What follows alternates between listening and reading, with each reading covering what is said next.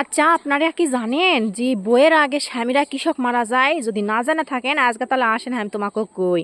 তে বইয়ের আগে স্বামীরা কৃষক মরে আগে জানেন, কারণ স্বামীকে মাথার মধ্যে বউ ছাড়াও ওরকে মাথার মধ্যে যারা যারা থাকে তারা তারা হলো বোন, মাও, ভাই, বাপ, তারপরে ছোটবেলাকার বান্ধবী, প্রেমিকা, রাস্তা দিয়ে চলা ওই ছুরিগুলান, তারপরে পাশের বাড়ির ভাবি ইত্যাদি ইত্যাদি। স্বামীকে মাথার মধ্যে খালি ঘুরতেই থাকে ঘুরতেই থাকে ঘুরতেই থাকে, ঘুরতে ঘুরতে ঘূর্ণিপাক হয়ে স্বামী আগে কখন বা ধুপুস করে পরে আর মরে।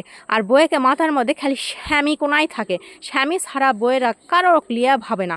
বাপ মায়ের সাথে কথা কয় ওই মাস অন্তর একদিন, না হলে সপ্তাহে একদিন। ভাই বোনের সাথে তো কথা হয় বছরে একবার, বাড়ি তো আসে ওঙ্কারা। আর তো শ্বশুর ননদের সাথে তো সেরকম কোনো ঝামেলাই নাই, বা ঝামেলা থাকলেও তো কথাই নাই, ঝামেলা হলে আর কোনো কথাই নাই। এই জন্যে স্ত্রীকে বা বউয়েকে মাথার মধ্যে খালি স্বামী ছাড়া আর কেউ ঘোরে না।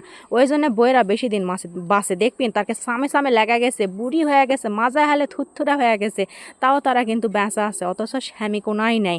তো বোঝা লাগবে বিষয়টা, বুঝছেন?